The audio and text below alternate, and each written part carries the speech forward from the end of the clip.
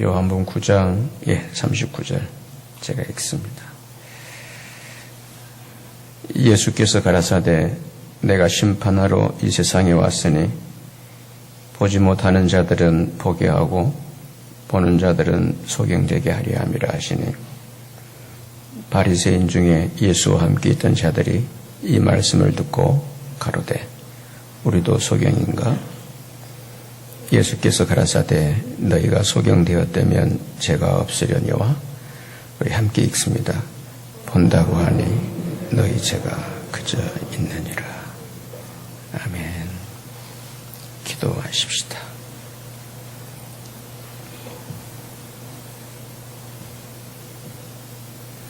주의 이름으로 모인 구별시켜서 선택하셔서 지명해서 부르신 하나님의 사람들, 이곳에 이렇게 이 아침 모여서 여호와 하나님을 예배하며 그 주님 안에서 우리의 삶들이 사라지게 해주심을 감사합니다. 신령한 은혜로 우리를 주장해 주셔서 이 땅을 사라지는 것 그리고 인생살이가 결코 이렇게 육적으로 내 욕심대로 되는 게 아니라는 것,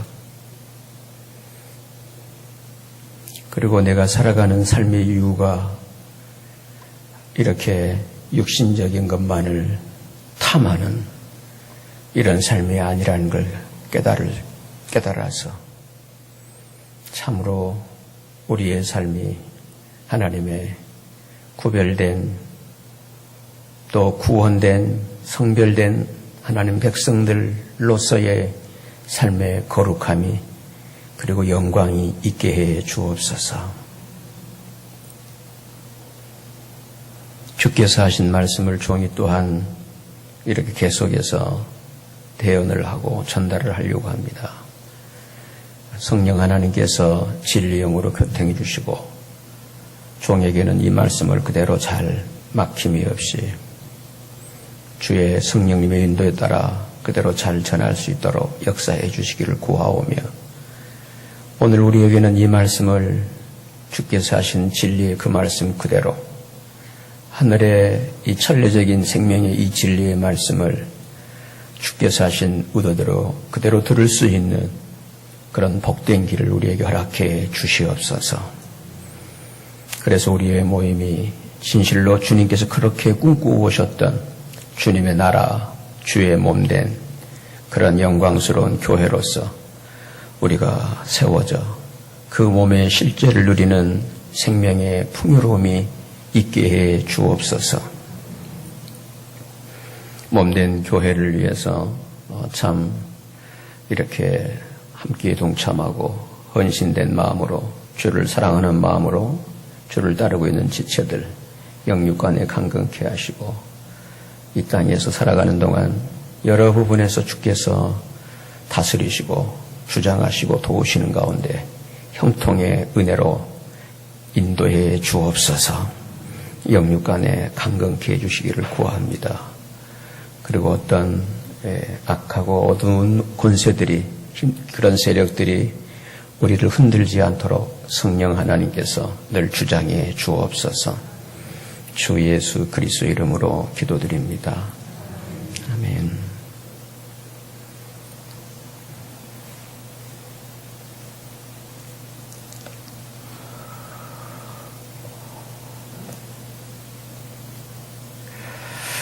우리는 지금까지 이 요한복음 1장에서 9장까지 살펴보고 있습니다. 지난 주일까지는 1장부터 6장까지 이렇게 말씀을 드린 것 같습니다. 그런데 이 요한복음 1장에서는 말씀이 육체가 되신 독생자, 아주 독특한 그 문장 형태죠. 그러니까 다른 복음서와는 전혀 다른 그런 형태로서 기록된 게 요한복음 1장인데요. 그 1장의 제시어가 말씀이 육체가 되신 독생자입니다.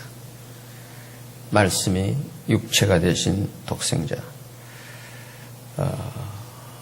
여기서부터 사실 이해하기가 그리 쉽지가 않습니다. 태초부터 계신 그 말씀이 이제 사람이 되셨다. 그런데 그분이 독생자이셨다.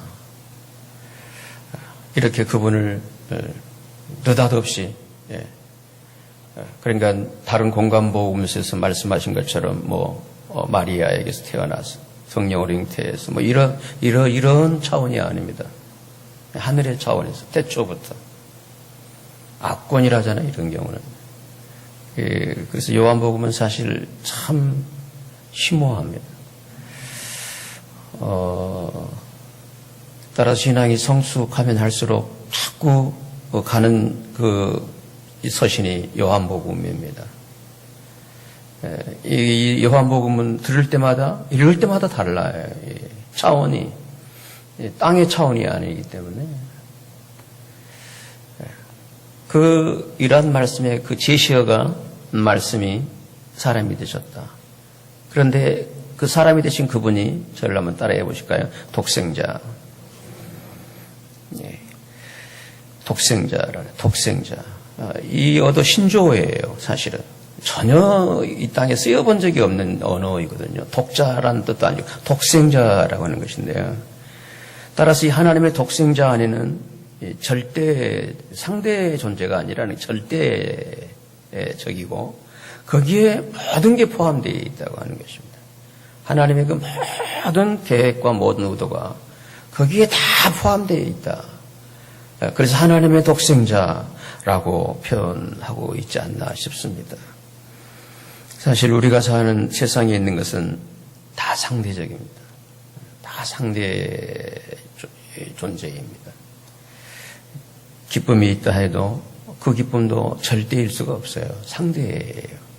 상대에 따라 달라요. 기쁨이 슬픔이 되어버려요. 상대에 따라서. 그래서 나는 이런 일로 기쁘지만 너는 저런 일로 기뻐하잖아요. 우리 행복도 그렇습니다. 행복하다는 것도 다 상대적이에요.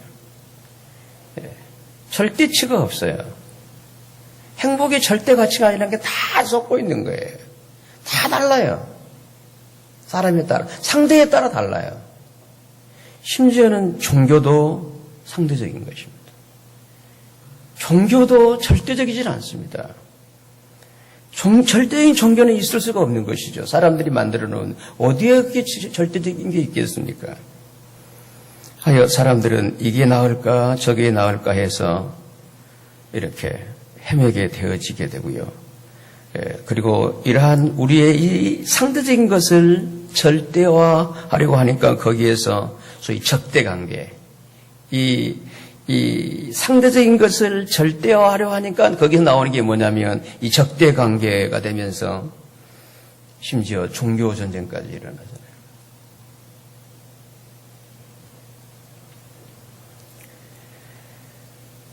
그런데 이 요한복음에서 증언하고 있는 하나님의 독생자, 하나님의 이 독생자 그 안에는 절대적이라는 것입니다. 이건 참 역설이기도 해요. 어떻게 이 땅에서 어떻게 사람이 모순적일 수도 있습니다.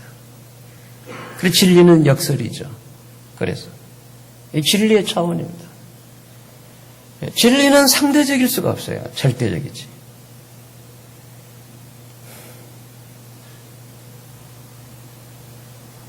따라서 예수 그리스도를 절대구나. 상대 존재가 아니구나. 라는 걸 알게 되고 깨닫게 될 때 그때 비로소 상대적인 종교에서 벗어나 이 절대의 세계를 누리게 되는 것입니다. 이때의 신앙은 종교 생활일 수가 없어요. 이건 비교급도 아닙니다. 이건 어떤 흥정이나 거래의 대상일 수가 없어요. 소위 그 희노애락의 그 모든 그 모든 흥망성쇠 모든 상대적 조건을 뛰어넘어 버리는 것입니다. 절대 성입니다. 독생자 절대 색입니다.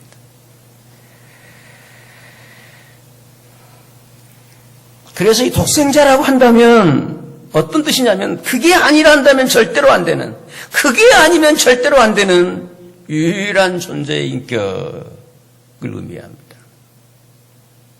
따라서 이 절대적인 것은 결코 상대의 세상에서는 상대적인 사람으로서는 결코 흉내낼 수도 없고 모방할 수도 없는 유일한 생명을 의미하는 것입니다. 하여 신앙생활은 모방이 아니에요. 본따는 카피하는 그런 형태가 아닙니다. 창조적일 수밖에 없는 것이죠. 그래서 가장 아주 그 모방의 귀재라고 하는 니고데모에게 바로 그렇게 해서는 안 된다. 재창조가 필요하다니까 어떻게 사람이 이럴 수가. 이스라엘 선생으로서도 알 수 없는 그 진리였습니다.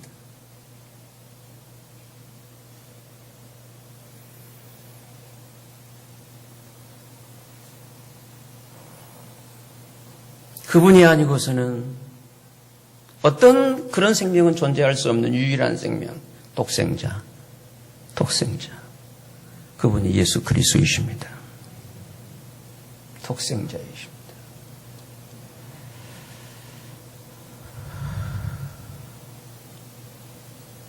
독생자이십니다.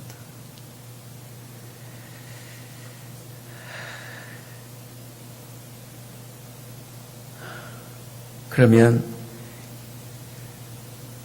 그분과 내가 어떤 관계를 또 어떻게 해서 맺을 수 있는가? 그게 요한복음 1장부터 이렇게 단계 소위 점층법적으로 그 진리를 풀어오시는 거예요. 이렇기 때문에 제가 그동안 9장까지 제가 주일 설교 말씀을 드렸잖아요. 그런데 다시 이걸 또 정리해서 다시 이렇게 말씀을, 이게 그냥 어떤 한 단편적인 메시지로 끝날 수 없는 그런 진리이기 때문에 그렇습니다. 꼭 연결해서야만이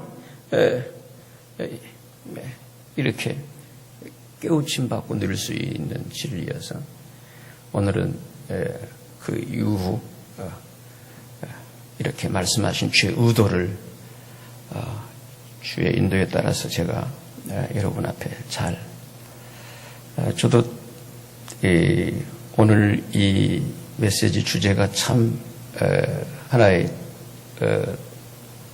뭐라고 그러죠? 굉장히 이상학적인 세계이기 때문에 참 부담을 가지고 준비한 메시지입니다. 주께서 우리를 이 진리의 이 실체 안으로 잘 인도해 주시기만을 저는 구할 뿐입니다.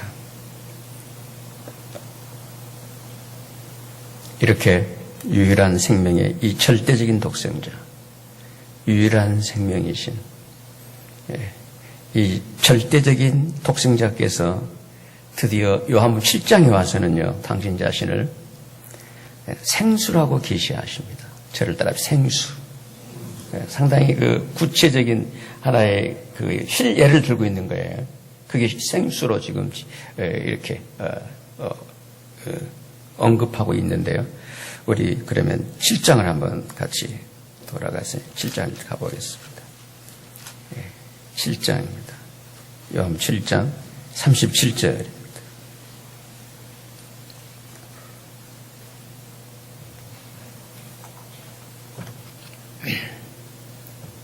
명절 끝날 곧 큰 날에 예수께서 서서 외쳐가라사대 누구든지 목마르거든 내게로 와서 마시라. 이 땅에 어떤 종교 명절, 어떤 종교 행사를 집행하고 거기에 이렇게 동참하고 그걸 지켜내도 거기에는, 이 땅에는 반드시 목마름이 있다는 거예요. 이 상대적인 세계에서는 반드시 목마름이 있다는 거예요. 그래서 내게로 와서 마시라. 왜냐하면 38절입니다. 우리 같이 읽으실까요? 시작. 나를 믿는 자는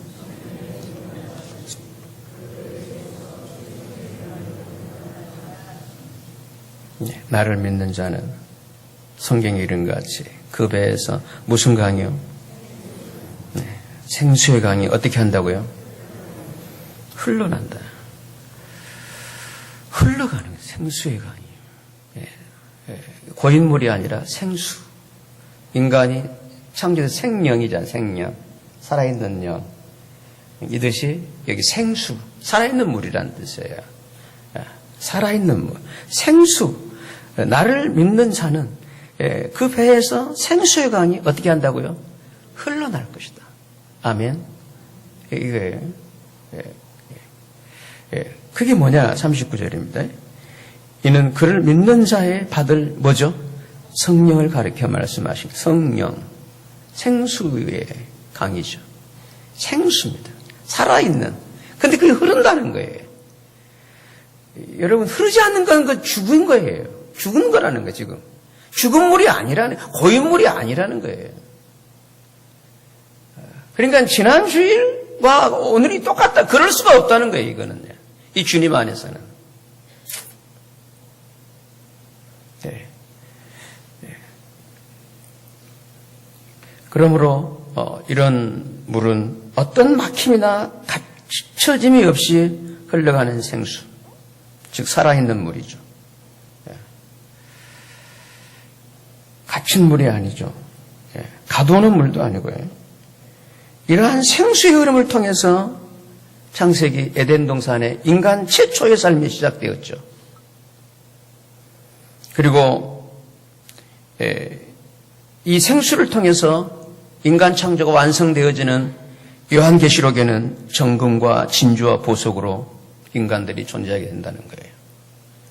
사람 창조의 시작이 생수로부터. 그리고 이러한 사람 창조의 완성이 진주와 보석, 이 정금처럼 완성이 이 생수로서. 이게 성경의 시작, 그리고 성경의 끝이 바로 이 생수입니다. 그러므로 우리가 소위 인간이라고 하는 존재에서, 인간이라는 존재에서 변화해서 영광으로 이르는 길은 생수의 흐름에 있음을 믿으시기를 바랍니다. 생수의 흐름에 내가 살아갈 때, 그때 내가 존재에서 변화해서 영광으로, 상대 존재가 아니라 절대 존재로 세워지게 될 것입니다. 이 생수의 흐름이 바로 이 절대적 생명의 흐름입니다. 주님이 독생자로서 소유하고 있는 그 절대적 생명의 흐름입니다. 그래서 우리가 신앙생활을 정상적으로 건강하게 되면요,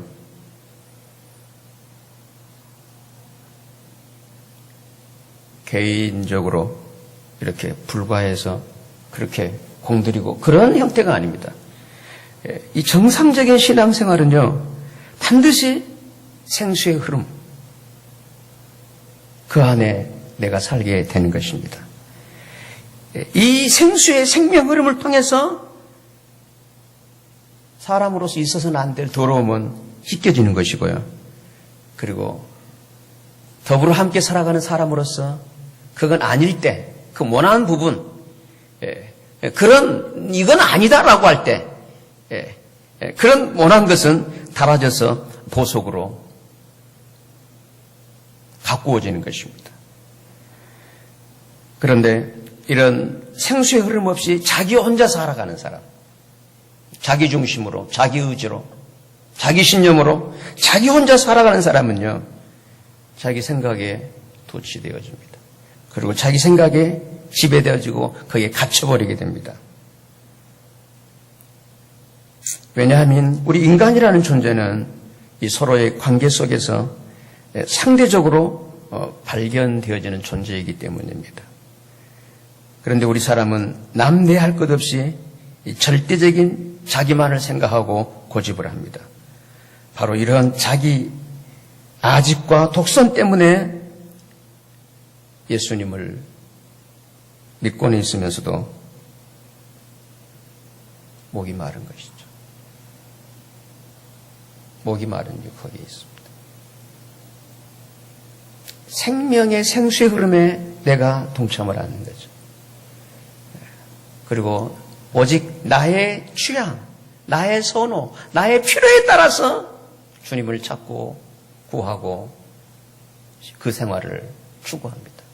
이건 반드시 이거는 막힐 수밖에 없다는 거예요. 갇힌다는 거예요. 갇힙니다. 그래서 목이 마른 것이죠.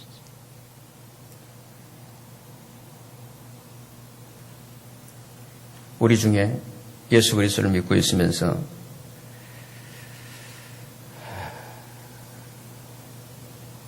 생수의 이 생명의 이 절대적 누림이 없다. 공고하고 목마르고 결핍되어 있고 그 이유는 바로 이 생수의 강이 내 배에서 흘러나는 이 흐름에 있지를 않아요. 막혀 있는 거예요. 막혀 있는 거예요. 주님과 관계이든 아니면 지처의 관계이든 막혀 있는 거예요. 여러분, 그래서 예수 그리스도에 믿는 신앙의 본질은 자기 추구, 자아실현이 아닙니다. 자아실현이 있다면 진정한 자기를 찾는 거예요. 진정한 자기가 누구냐? 그게 바로 하나님의 어린 양 독생자이십니다. 독생자와 같은 그 유일무이한 그 존재예요. 이건 비교급이 없는 거예요. 이거는 조금 더 다른 언어로 표현한다면 초월적 존재가 되는 것입니다. 이때부터는. 이때가 되면 어떤 이 상태에 따라서 흔들리질 않죠. 지배하는 거죠. 이기는 것이죠.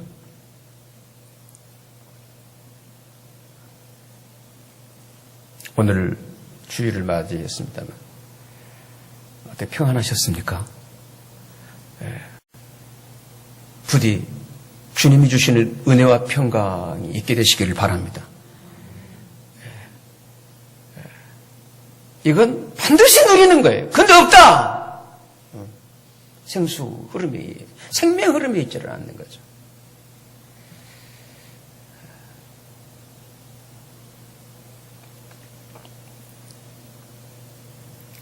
그러므로 내 안에 계신 예수 그리스도를 통해서 내가 옳은 사람인지 그런 사람인지 좋은 사람인지 나쁜 사람인지는요. 이 생수의 흐름 속에서 드러나게 되는 거고요. 거기서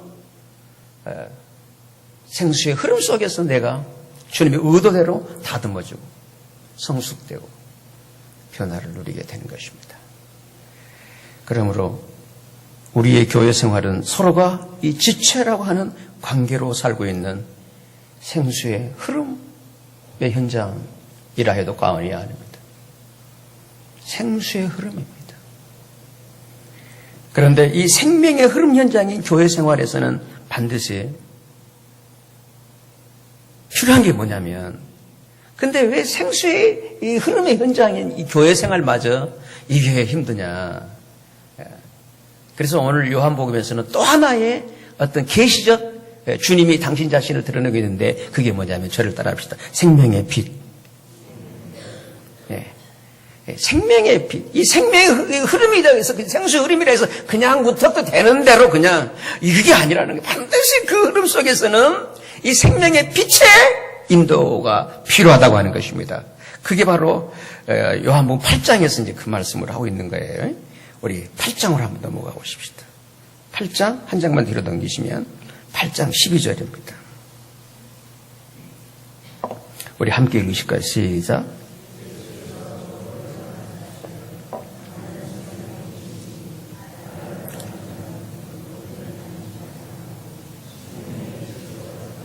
네. 나는 세상의 빛이기 때문에 나를 어떻게 하는지 알아요? 따르잖아요. 가만히 있는 게 아니에요.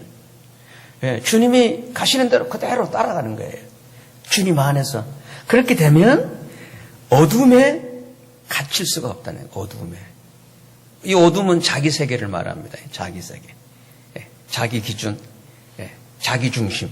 이거예요, 여러분. 예, 자기 판단. 네. 거기에 갇히질 않는다는 거예요. 그래서 바로 주님을 따르게 되면 저를 따라합시다. 생명의 빛. 생명의 빛. 나는 이 생명이에요. 이 생명이 가야 할 그곳으로 인도하는 게 그 빛입니다. 따라 빛. 예, 빛은, 여러분, 빛은, 이거는, 어둠은, 이건 비교가 안 되네. 비교는 상대 존재. 어둠은 상대 존재입니다. 그 빛은 절대적입니다.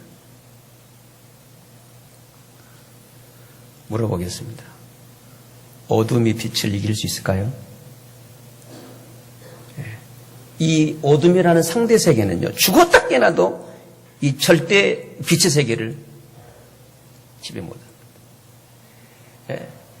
하나의 이 촛불 같은 등잔불이라는 빛도요, 켜지면 모든 어둠을 지배해버릴 것입니다. 주님은 그 생명에 따라합시다. 빛입니다. 이것도 관념어잖아요. 일종의 추상 명사이기도 하고요. 자, 이런 게 요한복음의 특징이에요. 요한복음 다 그런 단어들이에요. 빛, 어둠, 생명, 태초. 아주, 현실, 실수요지는 영어들은 거의 없어요. 다른 거죠. 그거를 이제, 그래서 참,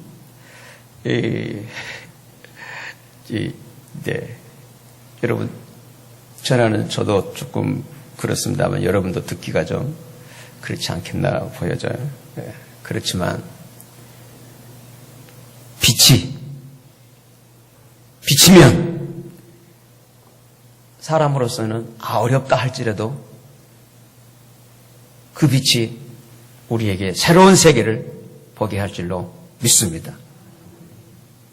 진리의 절대성이죠. 독생 예수 그리스도의 생명의 유일성의 절대성입니다.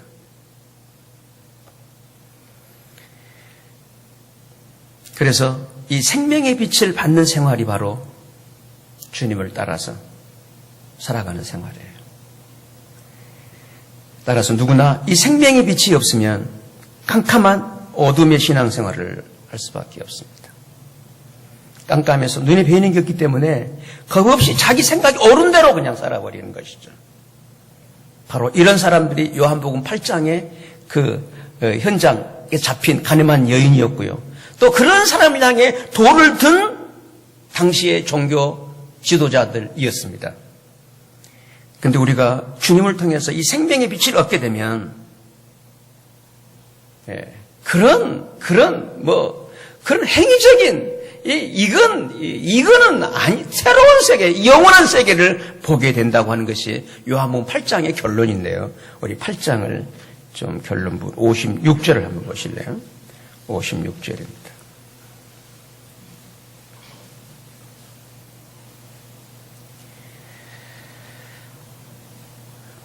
너희 주상 아브라함은 나의 때 볼 것을 즐거워하다가 보고 기뻐했느니라. 57절에 유대인들이 가로되 네가 아직 50도 못 되었는데 아브라함을 보았느냐? 예수께서 가라사대 진실로 진실로 너희에게 이르노니 아브라함이 나기 전부터 내가 어떻게 해요? 있느니라. 59절입니다. 저희가 또 뭘 들어요? 돌을 들어요. 여러분, 이 빛을 누리지 못하고요. 어둠 속에 있게 되면 자기 생각과 다르면 반드시 드는 게 돌입니다. 자기 힘이고 자기 권력과 하시고 그걸로 상대를 제압하려고 하는 것이죠. 그러니까 그들이 돌을 들어 예수를 치려고 할 때 예수께서 숨어 성전에서 나가셨다.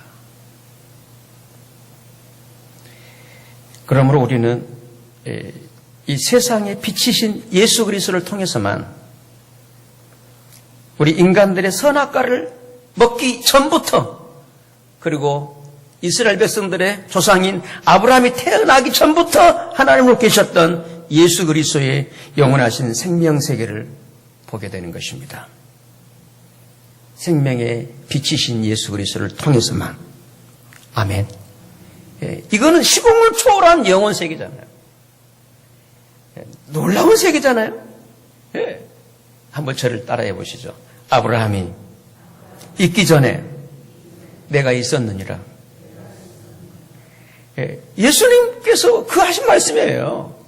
지금 아브라함은 몇 년 전의 사람인데요. 수천 년 전의 사람이에요. 그러니까 그들이 그러잖아요. 네가 나이 지금 50도 못 됐는데. 실제 예수님 나이는 30 조금 초반 갓 지난 상태였어요. 그래서 실제 나이보다 좀 이렇게 나이 들어 보이는 게 예수님을 닮아가고 있지 않나.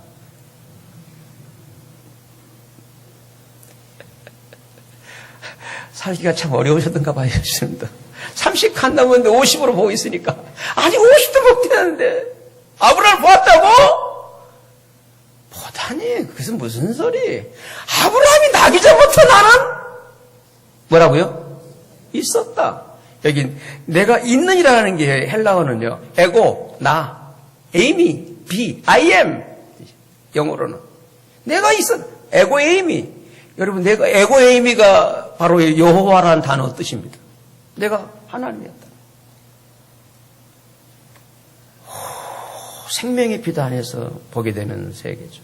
생명의 빛인 예수님 안에서만 보고 누리게 되는. 그렇다면 여러분, 생명의 빛 안에 살고 있다면 지금 나이 50 좀 먹었다. 아니면 이제 70이다, 80이다. 이거는요, 애들을 이 셈법 하는 거죠. 예, 이게 천년이고 말년이고 수천년이고, 그건 한번 새로운 영원한 한 세계가 되어버리는데, 어떻게 계산? 몇 살이요? 우리 그러지 말자고요. 그쵸? 예, 그거는 생명의 빛 안에 있으면서, 몇 살 그걸 계산. 그래서 제 나이 이제 묻지 마셔요.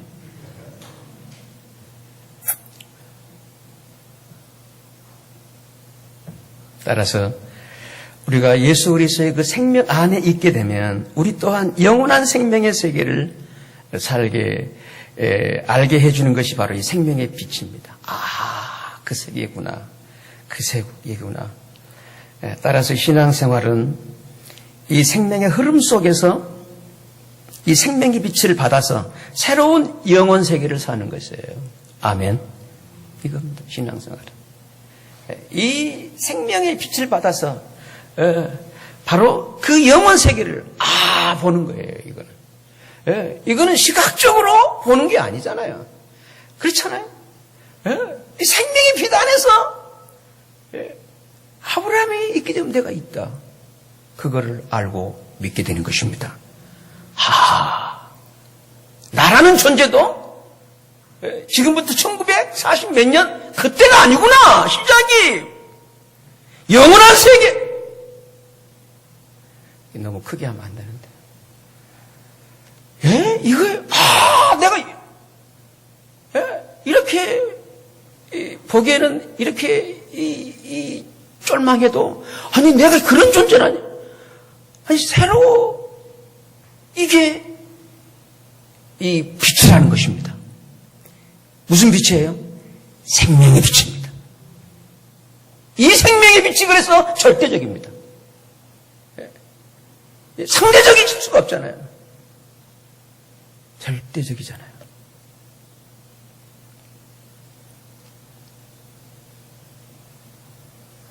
따라서 우리 인간 삶의 비극은요, 빛의 부재에 있다 해도 과언이 아닙니다. 오늘 내 삶에서 삶이 힘들다, 어렵다, 다른 이유가 아니에요. 그건 다 상대적인 조건들이에요. 가장 중요한 조건은 뭐냐? 이 빛의 부재입니다. 빛의 부재. 빛이 없는 것이죠. 어디에서 무엇으로 빛을 보시나요? 네. 그 결과 빛이 없기 때문에 따라합시다. 어둠입니다.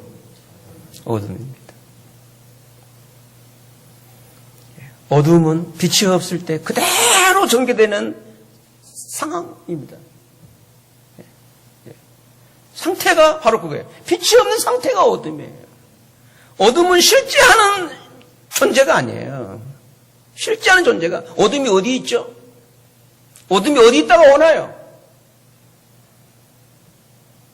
빛이 없는 상태일 뿐입니다. 빛이 없다면 어두울 수밖에 없는 거죠. 이 생명의 빛이 내게는 있으신가요? 그 생명의 빛이 예수 그리스도이십니다. 그래서 예수님이 세상의 빛이기 때문에 그 주를 따르는 자는 어둠에 갇히질 않고요. 어두울 수가 없는 거죠. 생명의 빛을 얻으리라. 내 생명이 살아가는 거기에 필요한 모든 것을 그 빛을 통해서 얻게 된다는 말씀입니다. 그래서 주님은 모든 것이죠. 그게 독생자의 뜻이에요. 내 필요의 모든 것이 독생자, 거기에 포함되어 있는 것입니다.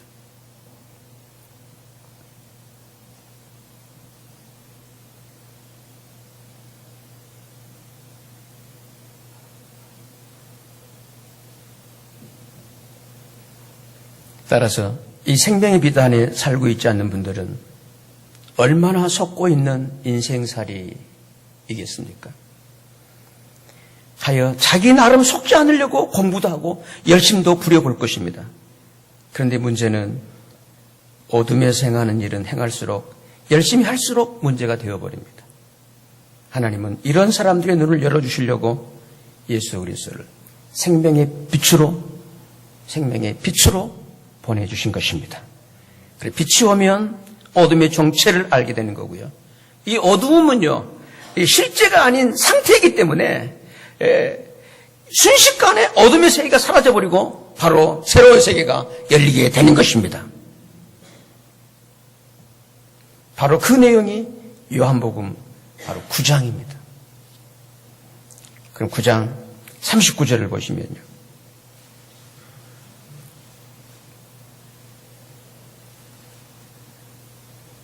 39절 함께 읽습니다. 시작.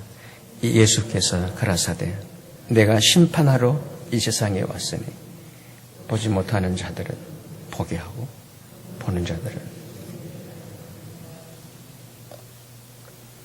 이처럼 주님은 본다고 하는 사람들에게 심판하러 왔다고 말씀하십니다. 심판주로 오신 예수 그리스도, 생명의 빛입니다. 빛이 비치면 거기에 이 구분이 된다는 거예요. 구분이. 그게 심판이에요. 판가름이 난다는 것입니다. 그래서 본다고 하는 사람들에게는 바로 그 눈을 그대로 어둠의 세계로 내어버려 두십니다. 반면 주님의 구원은 뭔가요? 소경된 사람의 눈은 열어주시는 것입니다. 그러므로 눈을 뜨는 것도 아니면 소경으로 사는 것도 자기 인식에 달려 있습니다. 자기를 보고 아는 거기에 달려 있습니다. 자기를 보고 아는 그것도 어둠에 있어서는 모르는 거죠. 빛 안에서만. 빛 안에서만. 그 빛이 절대적인 독생자의 생명이라는 것입니다. 그들이 그렇게 열심히 지켜오고 추구했던 그 율법 종교도 상대적인 어둠의 세계였습니다. 그 세계에 주께서 빛으로 오신 것이죠. 근데 본다고 하는 사람들은 그 빛을 필요로 하지 않습니다. 눈먼 소경, 날 때부터 소경된 그는 그 빛이신 예수를 통해서 새로운 세계를 보았던 것입니다. 내가 눈을 뜨는 것도 아니면 소경으로 그때 사는 것도 어디에 달려있나요? 자기 인식입니다. 나를 어떻게 보느냐 거기에 달려 있습니다. 그런데 이 생명의 빛 안에서 자기 인식이 없는 사람들의 모습입니다. 그게 40절의 말씀인데요. 40절입니다. 바리새인 중에 예수와 함께 있던 자들이 이 말씀을 듣고 가로되, 우리 같이 읽습니다. 시작. 우리도 소경인가? 우리도 소경인가? 그렇게 자기를 모르는 거예요. 우리도 소경인가? 정작 누가 소경이겠습니까? 이 생명의 빛 되신 주님 안에서, 이 절대적 생명이신 주님 안에서 누가 소경이겠습니까? 우리도 소경인가? 말도 안 된다는 것이죠. 이런 항의에 대한 주님의 대답이 41절 이 말씀입니다. 예수께서 가라사대 너희가 소경되었다면 어떻게 해요? 죄가 없으려니. 어떻게 하니요? 본다고 하니. 너희 죄가 그저 있느니라. 성도 여러분, 예수 그리스도는 세상 죄를 없애주러 오신 하나님의 어린 양이라고 요한복음 1장에서 말씀하셨잖아요. 그럼에도 자기의 죄가 그대로 있다고 하는 것은 뭔가요? 하나님의 어린 양 예수 그리스도께서 내 죄를 짊어지고 없애버리신 하나님의 어린 양 예수 그리스도께서 아무런 빛이 되어주지 않고 있다고 하는 사실이에요. 그런데 생명의 빛 예수를 통해서 그 빛을 보는 사람은요, 죄가 없어졌네. 죄가 벗겨, 이게 옮겨져 버리네. 이게 짊어진 차원이 아니라 짊어지고 없애버린 그 사건을 보게 되는 것입니다. 그런데 그들의 죄가 그저 있는 그대로, 따라합시다. 죄가 그대로 있는 거예요. 그대로. 지적받을 때만, 내 죄, 또 살다 오면은, 또 그대로 있는 거예요. 회개하면 죄가 용서된다는 것 때문에 바로 회개합니다만 회개하고 며칠 지나면 또 생각이 나서 그 죄가 없어져야 할 거 아니겠어요? 왜 그대로 있나요? 그 죄가 옮겨진 걸 왜 못 보나요? 이 어둠이라는 거죠. 빛 안에서만, 생명의 빛 안에서만 옮겨졌구나. 진리의 능력이십니다. 주님 그 빛의 조명이에요. 빛의 조명. 이걸 계시라 하는 겁니다.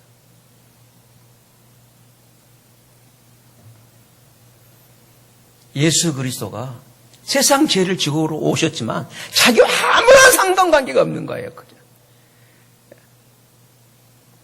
여전히 자기의 죄는 그대로 있는 거예요. 그 종교생활은, 율법생활을 엄격하게 하고 있으면서도 남의 죄는 지적하고 남의 죄를 향해서 돌을 들고 있으면서도 자기의 죄는 여전히 그대로 있느니라. 그저 그대로. 따라 그저. 우리 성경에 있는 그저라잖아요. 그대로. 이건 아니잖아요.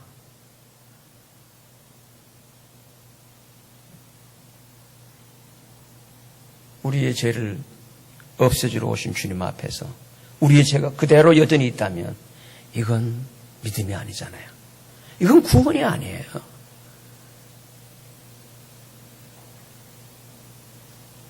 어떤 사람의 죄가 그렇게 있나요?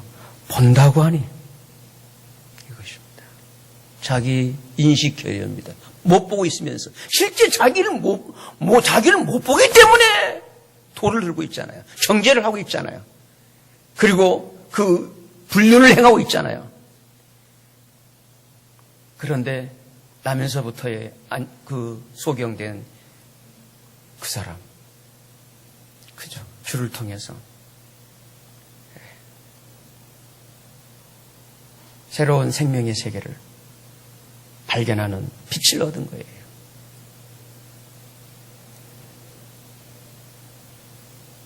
그렇다면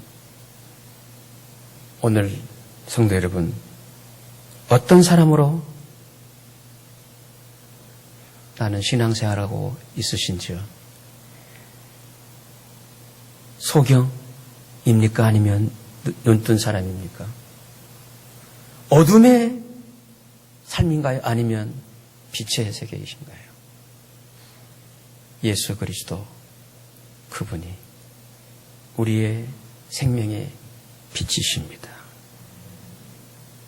빛입니다. 빛은 이해 차원이 아닙니다. 따르는 것입니다. 그 주 안에 거하는 것입니다. 그 주를 통해서 순간순간 얻게 되는 삶의 조명, 비추심, 계시,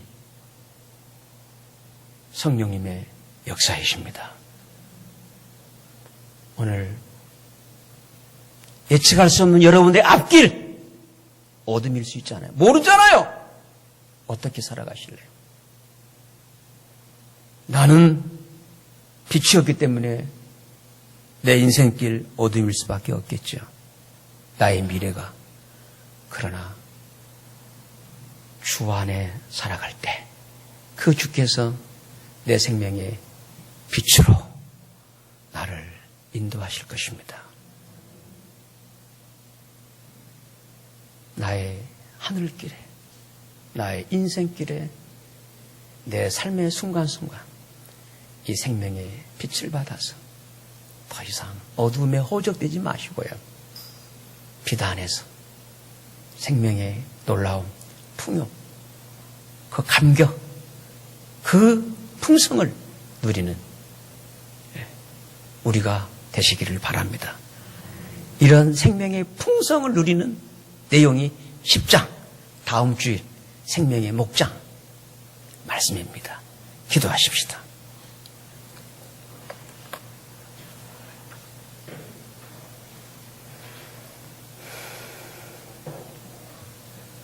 사랑하는 성도 여러분, 오늘 나는 어떤 사람으로 살고 있으시나요? 어둠의 사람인가요? 아니면 빛을 보고 그 빛을 따라 살아가고 있는 사람인가요? 그리고 나는 눈을 뜬 사람인가요? 아니면 그다음에 여전히 소경이면서 속인 것을 모르고 살아가는 그런 나는 아닐까요? 생명의 빛. 지난주에 이어서 오늘 2주 연속 이 말씀을 드렸습니다. 왜냐하면 8장, 9장이 이 생명의 빛에 대한 메시지였기 때문입니다. 추상적인 얘기로 듣고 끝내지 마시고요. 생명의 빛. 일상에서 계속 되뇌이면서 내 존재의 빛. 이 빛. 내 삶에 가장 필요한 이 빛. 내 삶에 힘든 것 다른 이유, 바로 이 빛의 부재 때문이라는 것 기억하시면서 주여 나의 삶에 늘 빛이 되어 내 생명의 빛으로 주께서 나를 다스려 주시기를 우리 같이 함께 합심해서 기도를 드리십시다.